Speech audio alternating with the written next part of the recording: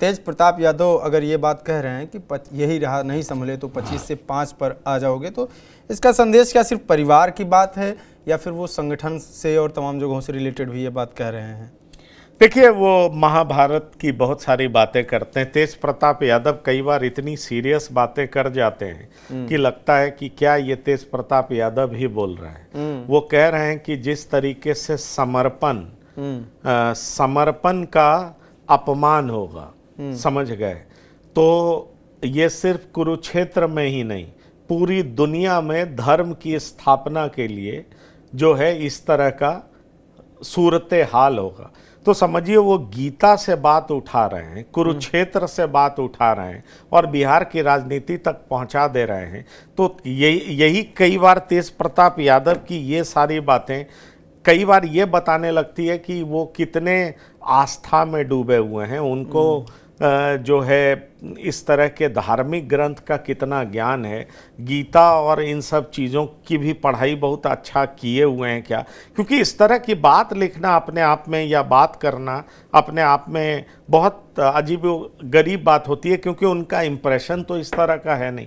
एक serious leader के तौर पर तेज प्रताप यादव तो जाने नहीं जाते हैं, लेकिन कई बार इतनी सीरियस बातें कर जाते हैं जो मुझे लगता है कि लोग हैरान हो जाते हैं, मैं भी हैरान हो जाता हूं। पर एक बड़ा मैसेज दे दिए तेज प्रताप यादव ने अपने भाई तेजस्वी यादव को कि भाई जो तुम्हारा समर्पित है, जो तुम्हारे लिए, जो तुम्हारा वेल विशर है, अगर उसका ही अपमान करोगे तो उस अपमान का बदला सिर्फ कुरुक्षेत्र में नहीं लिया गया है, वो हर जगह लिया गया है जहां जहां धर्म की हानि हुई है, जहां जहां धर्म का ह्रास हुआ है। तो ये तेज प्रताप यादव अपने भाई को मैसेज दे रहे हैं। सवाल ये है कि तेजस्वी यादव इस बात को ऐसे लेंगे तब तो, क्योंकि लालू परिवार में जिस तरीके का फूट अब सड़कों पर दिखाई पड़ रहा है, मुझे लगता है लालू प्रसाद बहुत चिंतित होंगे और तेजस्वी यादव को भी चिंतित होना पड़ेगा, क्योंकि सवाल एक पार्टी का है, सवाल सत्ता में वापस आने का है।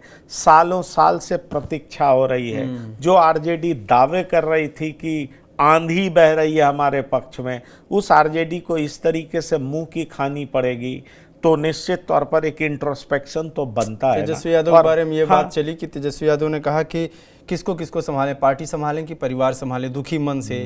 एक लाइन ये चल रहा था, फिर ये लाइन भी चल रहा था कि ठीक है कोई और नेता हो तो उसी को नेता बना दो, हालांकि फिर लालू यादव आए और उनको नेता चुन लिए। तो एक दुख दिखता है तेजस्वी यादव की, ये हार के बाद कहीं ना कहीं वो जूझते दिख रहे हैं चारों तरफ। बिल्कुल, और ये स्वाभाविक भी है।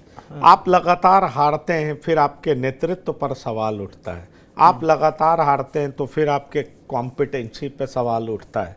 आप लगातार हारते हैं तो फिर आपके समर्थक इधर उधर भागने लगते हैं। अभी जो माई कॉम्बिनेशन है, अगर आप हारते रहेंगे तो अब होने लगा ना इस चुनाव में कि यादव टूट गए, मुसलमान टूट गए, फिर अगले चुनाव में आप उस टूटे हुए वोटों को जोड़ पाएंगे क्या? ये भी तो एक सवाल है ना। आपने नए को कुछ ऐड किया, 2 ऐड किया, पर पुराने अगर 6 निकल गए तो अल्टीमेटली आप नुकसान में ही रहे ना। तो इसलिए ये तमाम ऐसे मुद्दे हैं जिन पर मुझे लगता है कि वो निश्चित तौर पर सोच रहे होंगे, चिंता कर रहे होंगे, और आगे क्या होता है देखना दिलचस्प होगा।